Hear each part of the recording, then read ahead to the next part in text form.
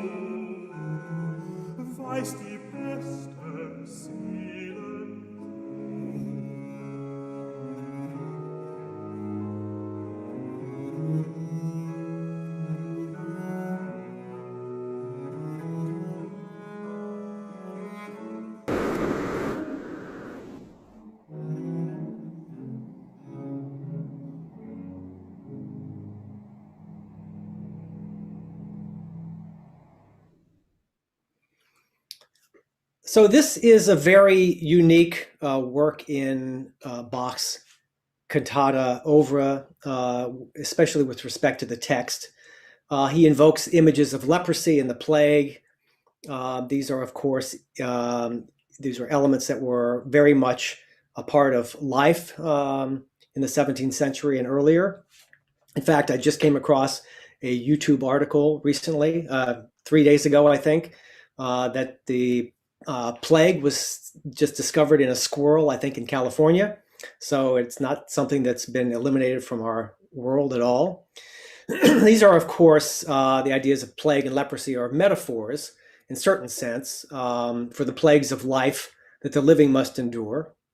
Although, as we mentioned earlier, the plague in Marseille was very much part of real life at the time. I don't know if Bach was aware of that plague or not, probably.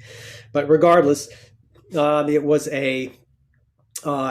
certainly a scary part of people's lives and something they had to contend with, at least as long as they were alive. And for Bach and the majority of Europeans, whether they were Catholic or Protestant, Jesus, of course, was the salvation, as the text implies here. So the words of the bass here are really representative of a larger community, for everyone was in the same boat, naturally susceptible to plagues, be they real or metaphorical.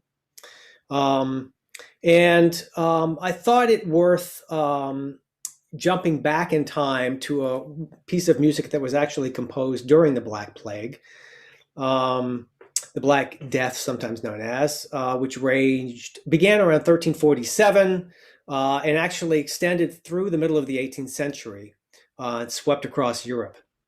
So we will come back to Bach and actually this cantata towards the end of my talk today. But I want to jump then before Bach's time, specifically to a work of John Cook. And here is an image from the time of the Black Plague from Tournai in Belgium. The plague actually remained a pressing reality for the majority of people living in the 14th century through the 16th century. So it's not at all surprising that composers and artists as well would turn to forms of art as a means of expressing their concerns, their fears, or even their prayers. Among the earliest, if not the earliest example of a plague-related piece of music is John Cook's Stella Celi Extirpavit. It's a Latin prayer to the Mother of God to save the population from the terrible effects of the plague. John Cook was born around 1385 and died in 1442. So he certainly would have known very well firsthand the effects of plague. And his setting of this Stella Celi is the earliest known musical setting of this prayer. Cook set it as a 3-voice motet. It's found in the Old Hall manuscript, and you can see an image of it here. We might keep in mind that singing during Cook's day, that is what we now think of as Gregorian chant, actually evolved as a means of helping monks memorize the prayers that were sung in all hours of the day. So ultimately, it was less about what any composer brought to a piece of music than a memorization tool. And in fact, there's no direct evidence that this music is actually John Cook's at all, but historians look at various clues in the Old Hall manuscript and have been able to deduce that probably this motet is his. It's a striking motet for various reasons. It seems to almost anticipate the chromaticism, I think, of Gesualdo, a early Renaissance composer whose music was very, very chromatic and gnarly. And I'll leave it to you to decide whether you think this music reflects issues of the plague or is just representative of a composer's style. That's a conundrum that I was faced with numerous times throughout this preparing for this talk, is how much of this music actually reflects the struggles that the composer may have been going through at the time, given their surroundings. And in certain cases, when we jump to 20th century, it's going to become more apparent.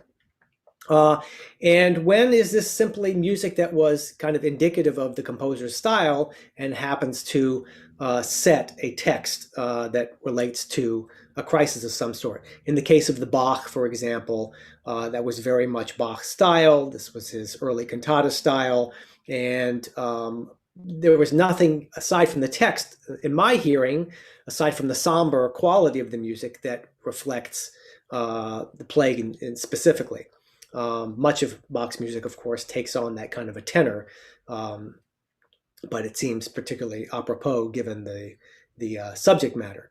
So let's listen to Cook's Stella Celli. It is a short prayer. The text that you see in front of you actually is only is the entire prayer, but Cook only set the first section of it, so it's only going to take about probably a minute and a half of time.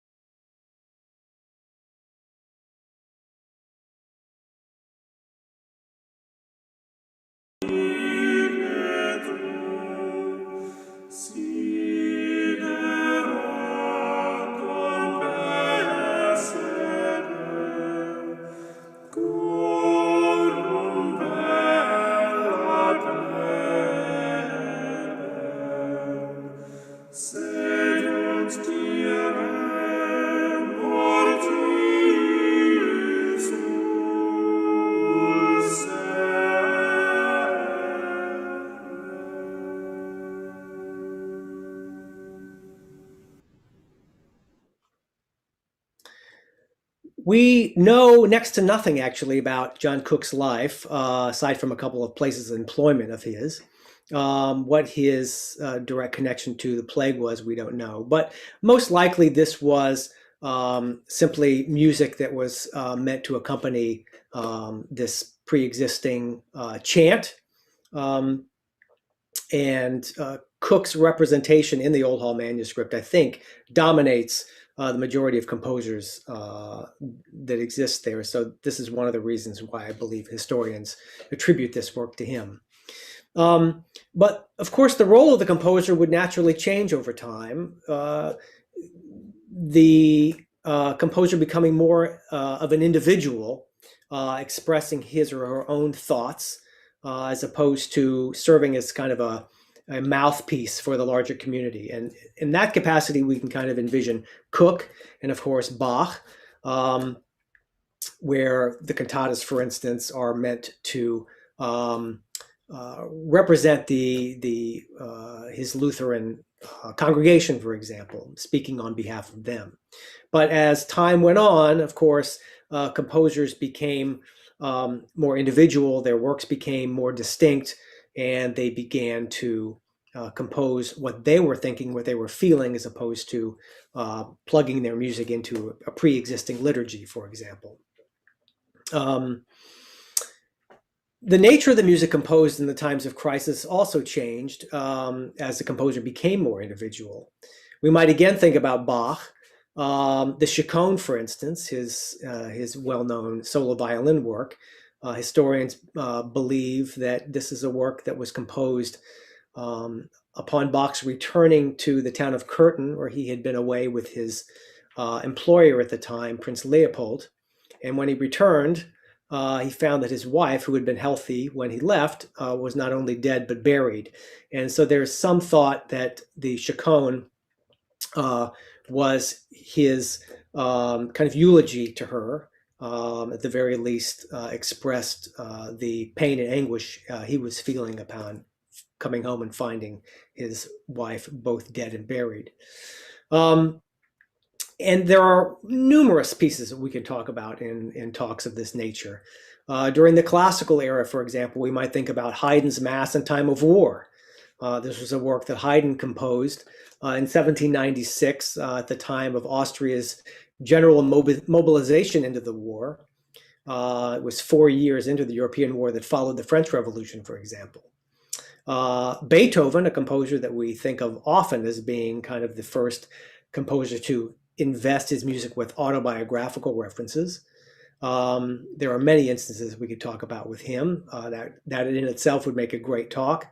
The Third Symphony, which came at a point of crisis for Beethoven, which one historian has called his kind of Napoleonic crisis, where Napoleon had crowned himself emperor, a man that Beethoven had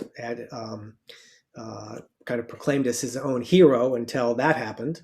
And the famous scratching out of the autograph of the dedication to Napoleon on the manuscript of the Third Symphony.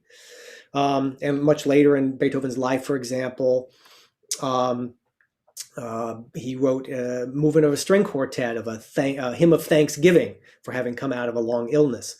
So those are very specific pieces that Beethoven drew on from his own life in moments of crisis. During the Romantic era, we mentioned Schumann because of the introductory music. Perhaps no composer represents kind of the composer in a state of crisis as Gustav Mahler, who, among other things, composed a set of Lieder as songs in the wake of his daughter's death, premature death. And jumping into the 20th century, Shostakovich, perhaps one of the most famous examples of a composer who was writing music in states of duress. He was attempting to sideskirt the perils of the Stalinist regime. And some of his most famous music, the Fifth Symphony, for example, sprang from his attempt to placate the officials on the one hand. On the other hand, trying to kind of sidestep the politics of his time. He encoded a lot of his music with extra musical meaning, and probably the majority of his music harbors some kind of extra musical idea, whether it's the trio or quintets or large symphonies, or of course his operas, which came right into the face of the regime. A number of us are cellists and hold the Kodai solo sonata dear to our hearts, and that was a work which was composed during World War I, right in the heart of the war, and had to wait until the war's finish in order to experience its premiere. So there's a long history of music being composed within a variety of states of crisis, whether of a personal nature or on a much broader scale. But of course, probably no greater crisis enveloped the 20th century than that of World War II.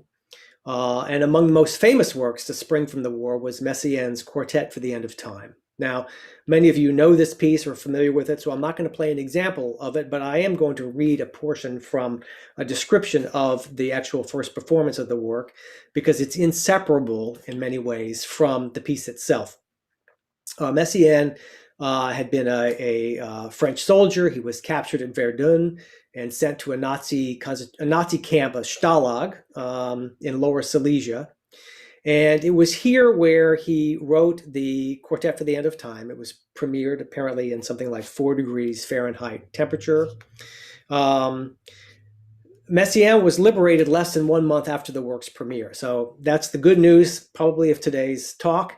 Much better news than the next composer we're going to discuss. But let me read a little bit from a description of one of the prisoners who was at this premiere of Messiaen's Quartet for the End of Time. He writes, outside it's minus 20 degrees, that's Celsius. Inside, despite several primitive heaters, winter military apparel, hoods, helmets, and mufflers is everywhere. The temperature cannot be more than 5 degrees. On this memorable day, for the several hundred spectators so honored to witness not just a musical premiere, but a world premiere, it was daily life as usual.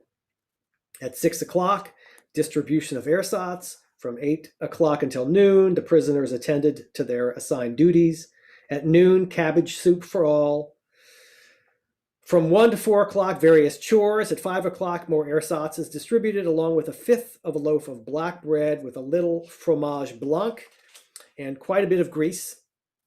Finally, at 6 o'clock, the concert in Barrack 27, which for several months has served as the theater. On this cold night in January 1941, seated on benches in Barrack 27, we listened, some moved by the unexpected fervor, others agitated by the rhythms and sonorities to which they were unaccustomed, to the creation of what Messiaen called a great act of faith. The concert was over, but for several of us, a beautiful moment remained in which the awesome young master was surrounded by friends and admirers. Now, this was and still is, in many cases, a very challenging piece of music. And we were faced once again with contending of how much of this language sprang from the conditions in which the piece was composed and how much of it was just Messiaen's own avant-garde style. It's a formidable piece of music, very long and demanding both for the performers as well as the audience. And one can only imagine what the audience, who are most of whom not tuned to Western art music, would have thought of a piece of music like that. But also cognizant of the fact that it was composed largely within that context and being performed also in a state of duress or a state of crisis. There are lots of legends and myths that have sprung up in terms of the quality of the instruments. Messiaen talks about the cello having had only 2 strings. Some of this was just blatantly untrue, and Messiaen's attempt, I think, to capture a very big fish. But certainly the conditions were extremely harsh, and the instruments subjected to temperatures like that, the piano, the clarinet, which apparently was missing some of its own keys, would not have been good.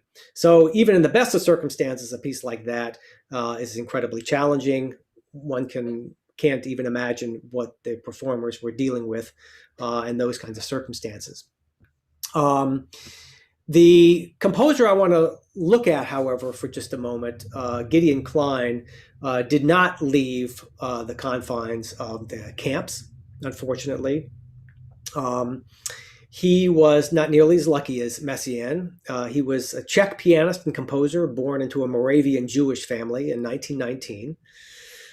Klein began his piano studies at 11, and by 20 he had moved to Prague to study composition and musicology. By 1939, however, the Nazis had begun closing the universities, and Klein was forced to leave the conservatory in 1940. He had actually been invited to study at London's Royal Conservatory, but for reasons that are not entirely clear, that plan was aborted. For a period of time, he cobbled things together. He played kind of gigs to make money, was composing on the side, and his apartment was a kind of a salon of sorts where various artists and musicians gathered and kind of were able to kind of push aside or ignore to whatever extent they could the circumstances that were beginning to envelop them. But in December of 1941, Klein was deported to the Terezin concentration camp, where, along with Janacek, with Janacek's pupil Pavel Haas, Hans Krasa, and Schoenberg's pupil Victor Ullmann, Klein became one of the major composers at the camp. And he remained in Theresienstadt, or Theresian, for 3 years. For those of you who don't know about this camp, it was pretty unique in the Nazi conception of concentration camps. It was kind of a holding tank.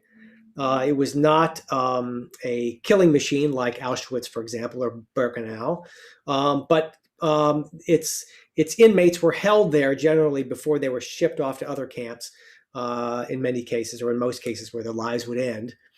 But Theresienstadt was also a showcase, where the Nazis, who were attempting to document this kind of rich artistic life that they were overseeing, was being played out. And among the various institutions that seemed to have been duped by what the Nazis were projecting were the Red Cross.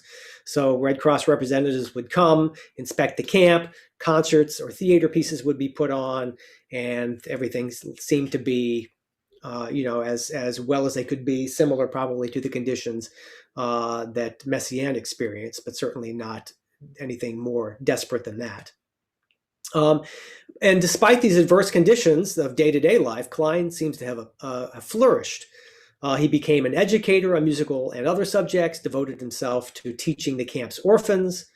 He remained very active as a performer, serving as a pianist for various opera productions, playing Beethoven and Janacek and Busoni in performance, as well as chamber music such as Schubert's B-flat trio, piano quartets by Brahms and Dvorak.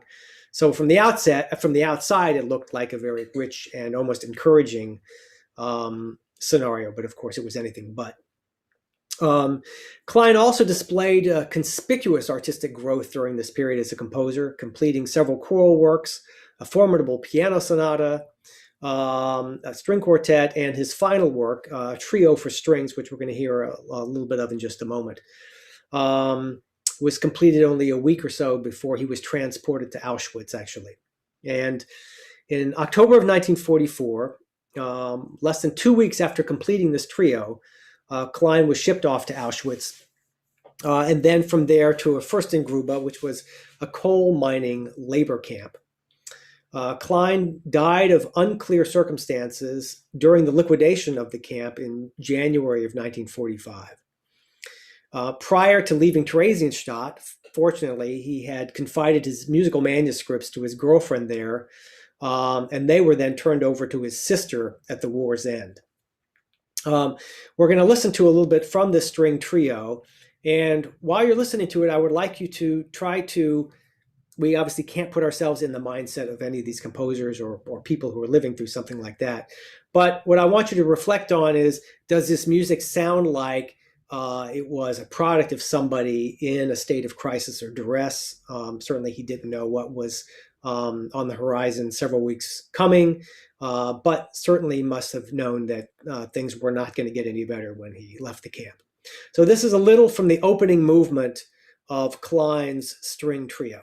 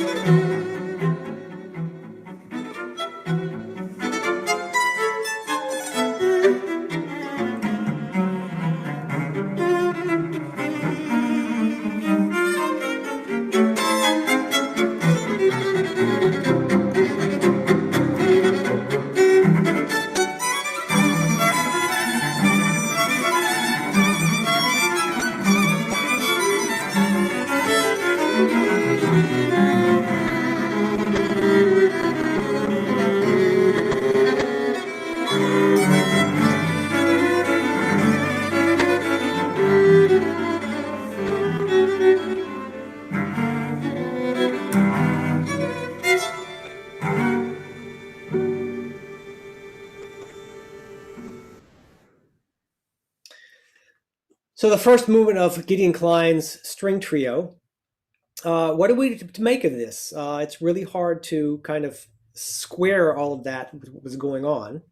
Does it sound like the work of a man aware of his own fate, or even influenced by the brutality of life around him or the threatening conditions in which he found himself? Um, for me personally, this is music that was very indicative of the time. It sounds acerbic. It's you can hear maybe hints of Schoenberg or Ernst Krenek, who we're going to talk about in just a moment. It's very much there's a lot of spirit in the music. The second movement is a much slower and somber movement, but still, I'm not sure that there is a direct connection between life as Klein knew it and the music he was trying to leave behind, or certainly the music he was composing at the time. Of course, there are times when we can draw a direct connection, and we're going to see some more or hear some more examples of that between the pain or the cries of the composer or the community and the art that sprang from such circumstances.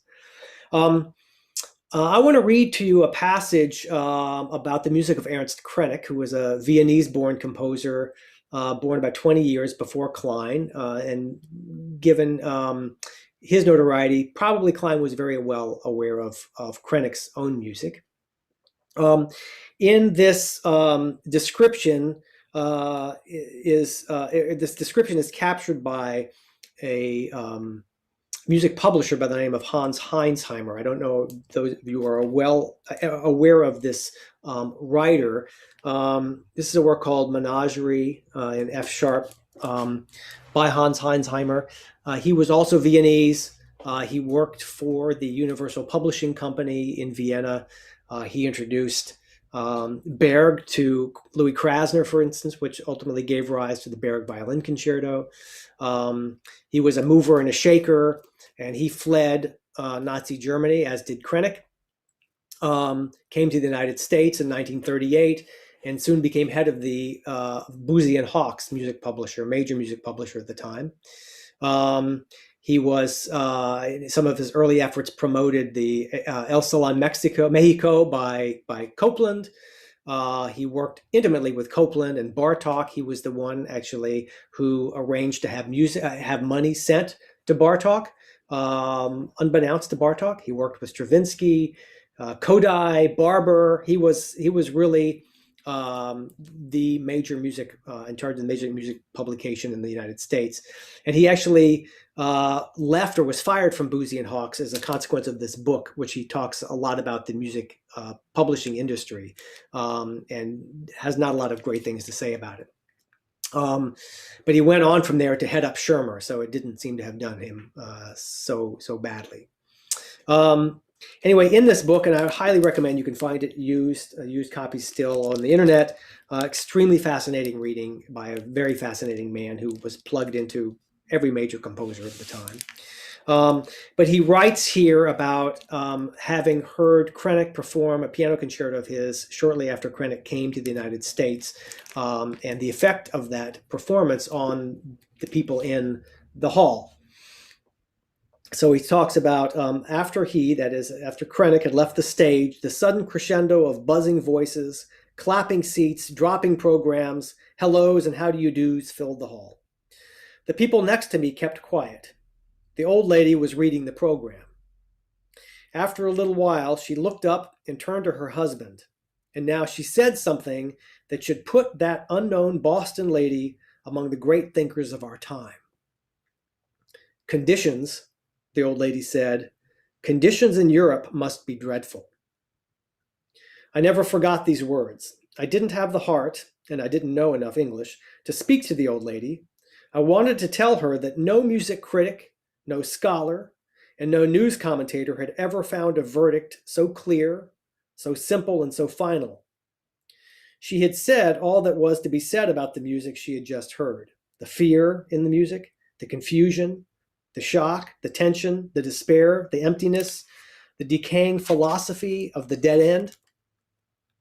I had lived through all the phases of decline and collapse in Europe, and I understood that she had drawn a clear line between the old and the new world, the world that had produced that music, and the new world, her world.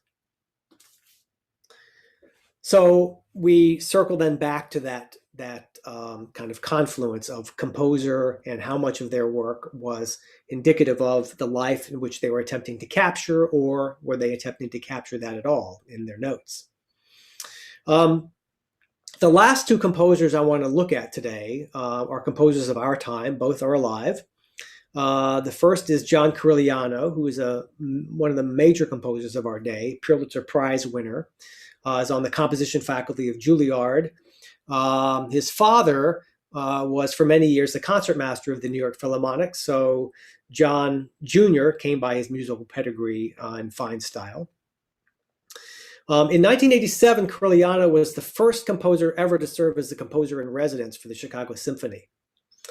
During his residency there, he composed his first symphony, and this work was inspired by the AIDS epidemic and his own viewing of the AIDS quilt, which left a huge impression on him. And he decided in the symphony to create a work, and fabric bound up the idea of the friends he lost and was losing at the time the work was being composed. The symphony won him the University of Louisville Grawemeyer Award for Music Composition, and in 1991, and his first Grammy Award for the Best Classical Contemporary Composition in 1992. He worked very closely with Daniel Barenboim. You can see the two of them here in this photograph as Corigliano is taking him through the symphony. The loss of numerous friends due to the emerging AIDS pandemic brought Corigliano to the symphonic form, not as a means of personal expression, but to commemorate what he said, my friends, those I had lost, and the one I was losing. As I said, it was inspired by the names Project AIDS Memorial Quilt. And in this symphony, a three-movement symphony, Corigliano seeks to memorialize these friends of his and colleagues. The first three movements are dedicated to three individuals, a pianist, a music executive, and a cellist. Sorry, four-movement symphony. The first three dedicated to these specific friends of his and performers. And the finale depicts the piano solo, tarantella melody, and the cello solo from the first movements against the backdrop of repeated patterns of brass chorus. The idea for Corigliano was to create an image of timelessness. So it's a work that kind of builds on each movement. By the time it gets to the finale, it incorporates themes or ideas from the previous movements. I want to listen to a little bit, or have you listen a little bit to the first movement, which he calls an apologue, and he subtitles it Of Rage and Remembrance. Corigliano wrote that it reflects my distress over this movement, over a concert pianist friend. So the movement is cast in an ABA form. It alternates between tension of anger and bittersweet nostalgia of remembering. And Corigliano does this in various ways, including the incorporation of a quote from an Albanese tango, a piano transcription that his piano friend was known to have performed. It's done as an offstage piano, as kind of a remembrance, so we kind of hear it from afar.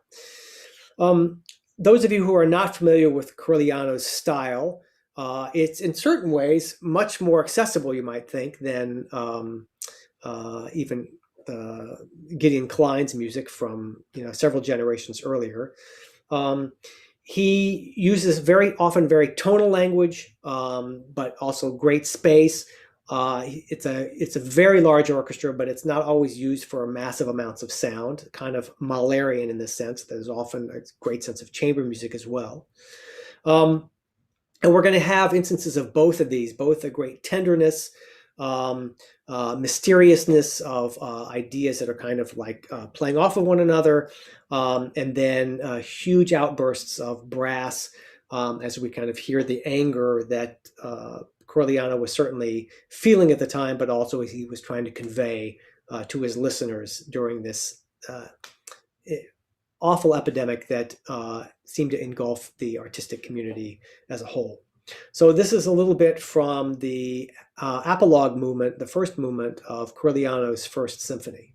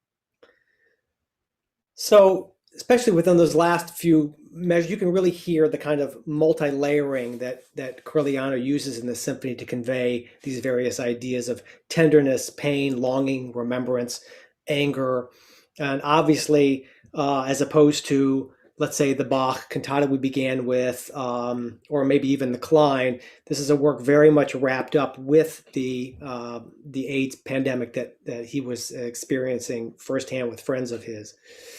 So we've spoken about plagues, and we've spoken about the atrocities of war, and we've spoken about the crisis of pandemics, the AIDS pandemic. And I want to close today, and then I'm going to have a couple of brief examples of some levity to try to not take us down that dark road and leave us in that mood. But I want to play and talk a little bit about a work that's very much part of what many of us are experiencing in the news today, and that's the Black Lives Movement, which we must regard as a state of crisis for sure, if not an epidemic in this country.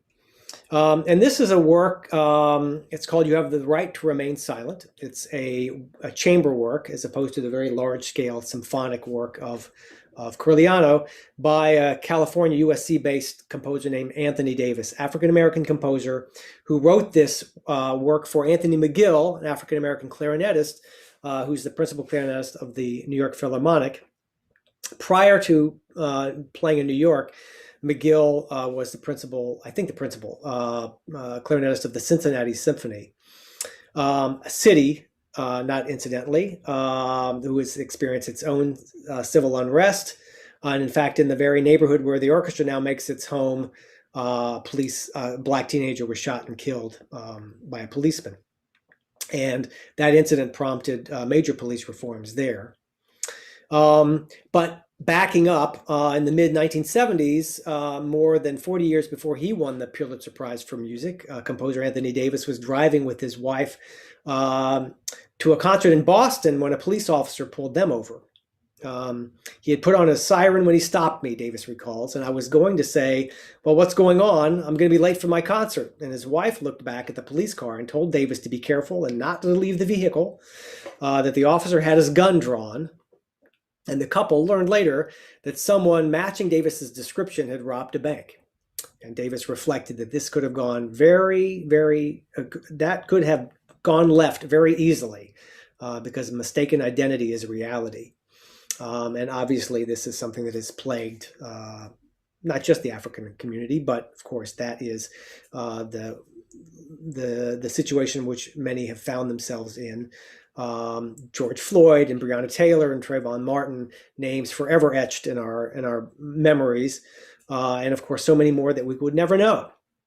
So this is an interesting piece also because during the current pandemic of COVID, the New York Philharmonic was shut down, and McGill came to Cincinnati and did a socially distanced performance of the work. And you can see a photograph of that here. It's a chamber work. They're socially distanced in the visual. So they did a virtual performance of this piece during the current pandemic of a work inspired by the Black Lives Movement. It's a work it really reflects a lot Davis's love of jazz and the concept of improvisation, as opposed to Corleone, which was very traditional in many ways, including the instruments, the way they're orchestrated for, the form. Davis is much more kind of boundary pushing, a lot of ideas of free jazz. He uses a Kurzweil processor, and he also uses spoken word, which we will hear as the Miranda rights are read to the victim or the would-be victim, which is the role played by the clarinet in this case. So it presents very unique hurdles for the soloist and the other performers, as well as the conductor.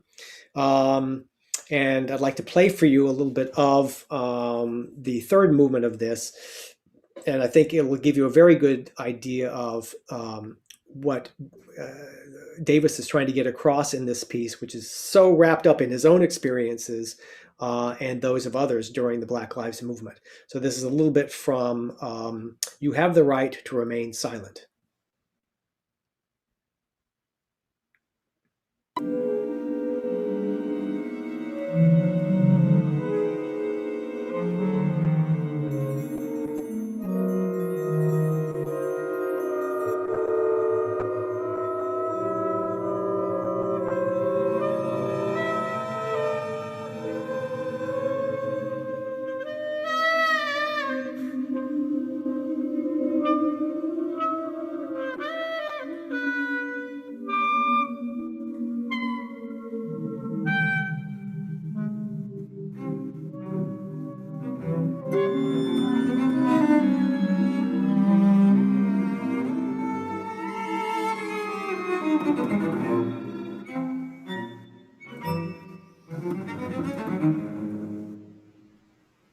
You have the right to speak to an attorney.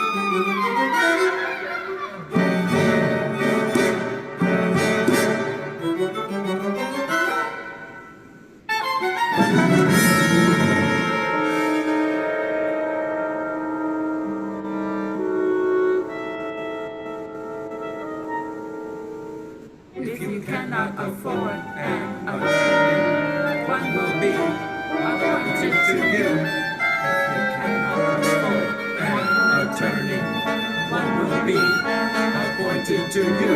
If you cannot afford an attorney, one will be appointed to you.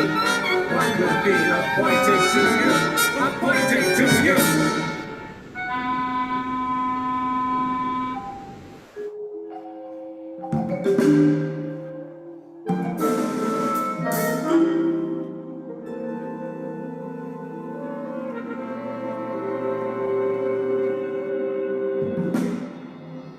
Do you understand these rights As they have been read to you.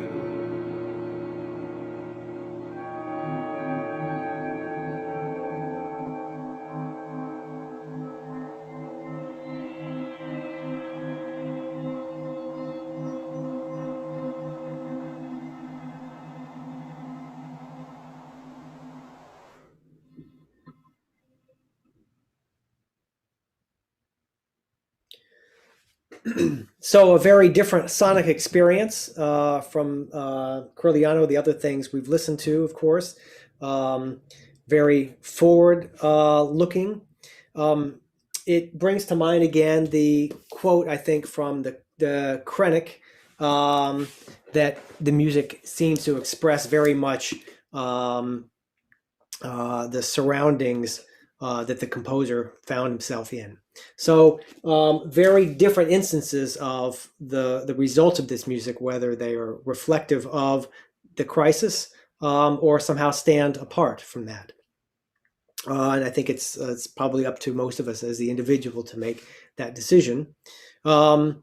But I want to end today with two pieces. I want to circle back to the Bach cantata with which we began today, so we kind of get the idea of what Bach was trying to convey, or at least the general mood. So all of his cantatas end with a chorale. Where there was a Lutheran chorale that, in fact, the congregation could have sung along, probably if they had known. There was very simple settings, and for me, it's a means of kind of coalescing the congregation and stepping outside of, in this case, plague and leprosy, and kind of invoking love of the congregation and love of God to go out afterwards feeling somehow spiritually fulfilled, as opposed to dragged down often by the message of the text itself. So this is a little bit, this is the concluding chorale from Bach's 25th cantata.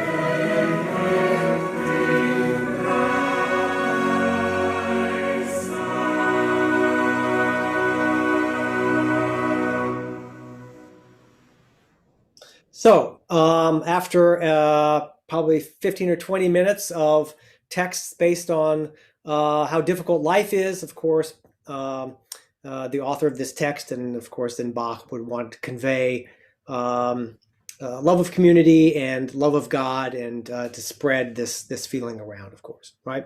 So this would have been the conclusion of that chorale with which we began. And for a final bit of levity, to also show how creativity and humor can spring from periods of crisis and the current pandemic, I want to play a clip from Randy Newman. He is a film composer whose music many of you are familiar, even if you don't know his name. He wrote the music to Toy Story, to all the Toy Stories, I believe, Princess of the Frog, among many other soundtracks. He has a great feel for fun and humorous lyrics, but also a musical style that's kind of invested with almost the cabaret element. He is a man well into his 60s by now, but obviously making the best of the current pandemic. And we see an image here of him in his study with his dog by his side as he reflects on what life is like during the pandemic, and with his wife as well. So this is Randy Newman.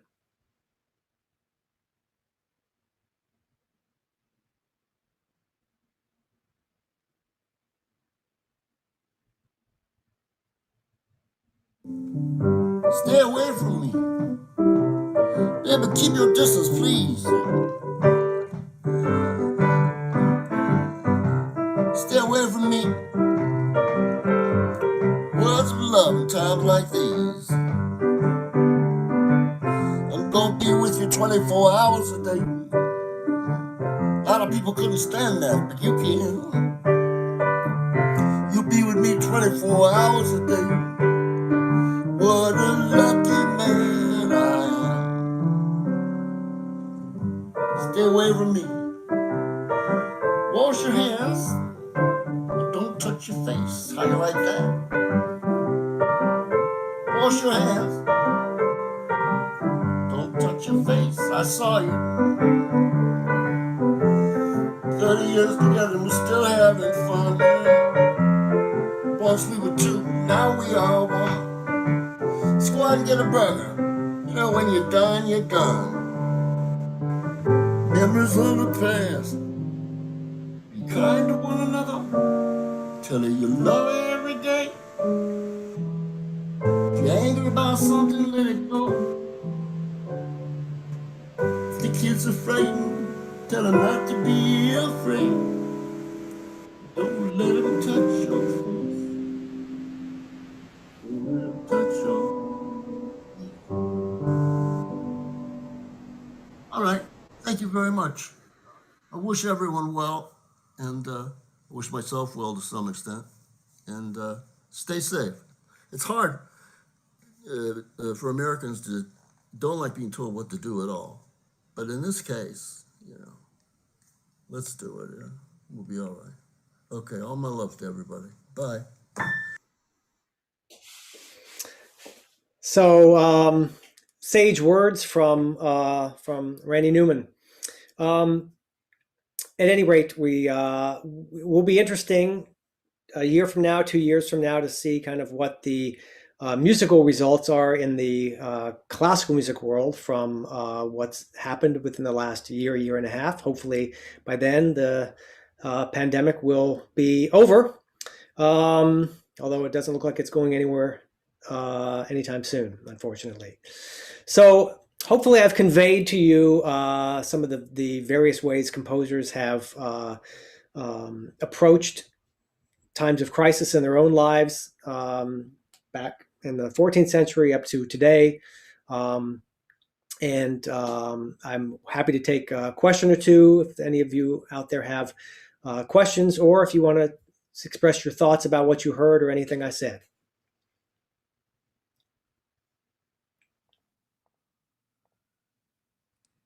Hello. Well, thank you so much for such a wide history of music during troubling times. And I think that's something we can all really relate to right now. While I wait and give our viewers some time to type in questions, I just encouraged everyone in the chat. You made up a very good point that back in Bach's time, people were writing, thinking about the whole, and then people were coming out with individual stories. So I'm curious, in your research, what kind of circumstance do you think we're in now in terms of composers sharing? That's a very good question, Carolyn, and I would like to thank you for all the fine work you've done on my behalf of making my video and my PowerPoint and my sound. Hopefully it's come across well to everybody, so that's a yeoman's work. Thank you for all you've done. Yeah, I suspect we are probably not going to go back. This is, again, my own feeling, but I think the whole role of the composer has evolved over time in such that the composer became more and more individual and expressing his or her own ideas as opposed to serving on behalf of a community. That probably, I think I can envision what we're going to see in the next couple of years as composers' works are unveiled that were composed during this time, were pieces that kind of represent their own experience. Of course, what an individual experiences during this time is much like what many people experience, whether it's loneliness or angst or anger or whatever. But I suspect that we're going to see instances of composers having represented to the public kind of what they were up to and how the pandemic affected their own life. I'll find out this firsthand. A work that I was supposed to be part of a premiere, a triple concerto, which was supposed to have been premiered a year ago, October, when everything was being shut down. I'll now perform in January and hopefully see the music in the next several weeks. And many of us musicians are kind of in the same situation of eventually kind of getting around to works that have been kind of put on the shelf and waiting for a better time. But my guess is the idea of Corelliano, for example, and Anthony Davis of representing their own feelings about the times they live in will probably be representative of the kinds of things we're going to see coming out. Excellent. And that also brought me to another thought I had within any of your colleagues who are performers or composers. Have you heard of any interesting works in progress related to our current time? Well, as I mentioned, the work that I'm involved with specifically, this triple concerto by a Canadian composer. I did hear recently, although I forgot the name of the quartet, the Ataka Quartet. They have just unveiled a new recording that was a consequence. It's not about the pandemic, but it was all created virtually from the privacy of their own homes and their engineers working electronically in that way of creating a new product. So it's not really indicative of the pandemic so much as it is the conditions in which we were all living, and a work that sprang from the technical possibilities that the pandemic has given rise to. But in terms of specific pieces, no, I'm not aware yet. As I say, I think it's going to take a while for kind of this music. You know, the composer's got to reflect and got to compose it, and then it's got to get put down to music, and then it's got to be published, and then it's got to be disseminated, and it has to be rehearsed and finally performed. And only now, you know, as of the new season, are we going to be, hopefully, in some sense, back to normal. So I suspect there's going to be slowly these works are going to kind of come on the concert programs. Of course, many performers and institutions are going to be programming pieces that were put on hold before the pandemic. So it could be, you know, another season or so before we kind of see how this is impacted. But yes, it'll be very interesting.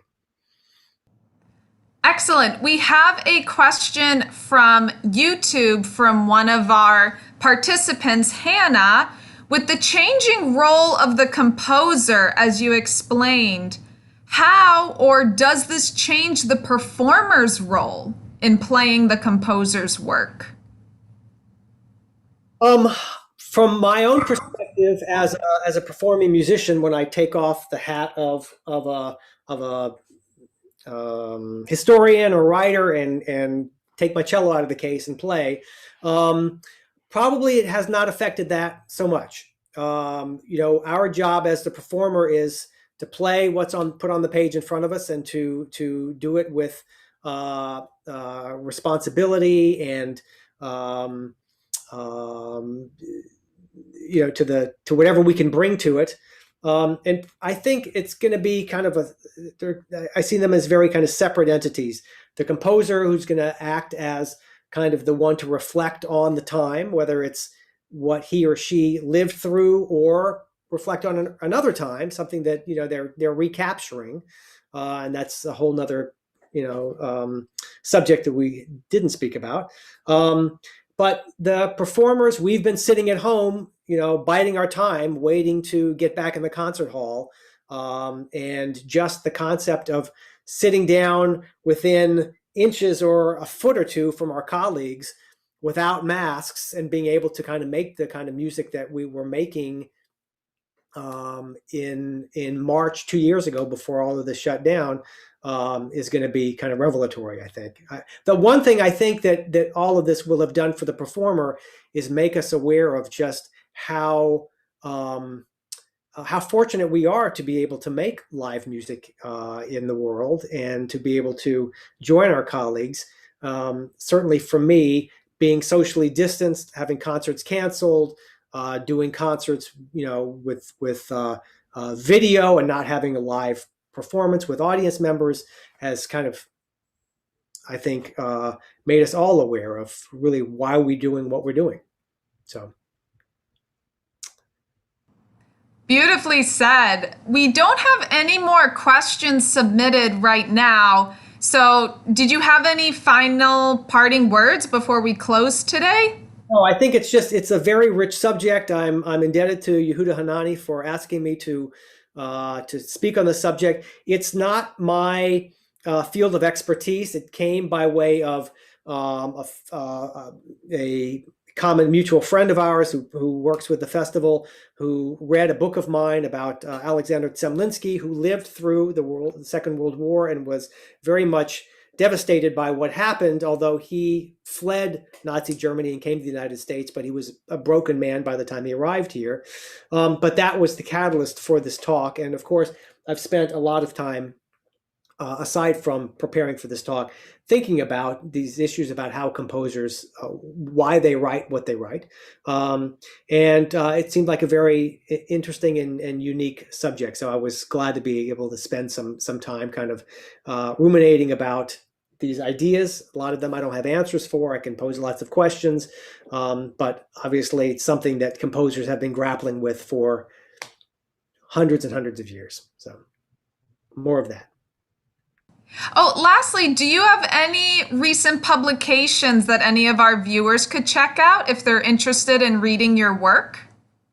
Well, I have a work coming out, an article coming out in the Beethoven newsletter anytime now, which is a publication from UCLA. If you go to the Ira Brilliant Center at UCLA and get on that mailing list. My most recent book, which is about kind of the creation of musical time, is going to press soon. So that'll be probably another year before that comes out. So you'll have to wait for that. The most recent book I wrote, which you mentioned, which I was actually a co-author, was a book about Beethoven's cello music. I'm not here to toot my own horn, but since you asked, and probably a lot of the people out there are cellists, this is a work called Beethoven's Cello. It's the only book that exists about Beethoven's world of the cello, the works he wrote for the cello, not just the sonatas, but other works, and his long history with the instrument. So that's some summer reading ideas. So. Excellent. Thank you so much for having me. It was a pleasure.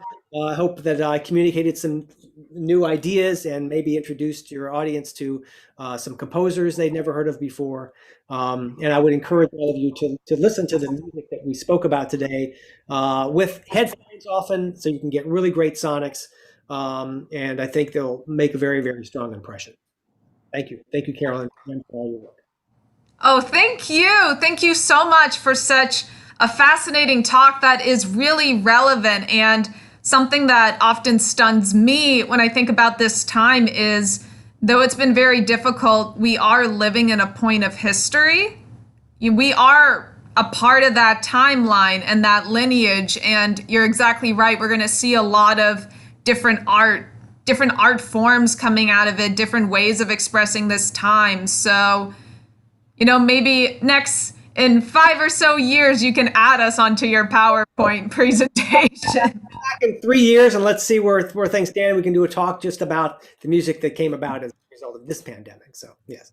Exactly. And thank you all so much for watching today. This was our last event of the day, but you can visit the High Peaks calendar, which I just put in the chat, and there are talks, presentations, master classes all throughout until August 2nd. And we are also having some virtual concerts on our YouTube channel. So search Close Encounters with Music on YouTube, and you will find all of our archived talks and concerts. Thank you all so much for joining us, and we hope you have a wonderful day. Thank you, everybody.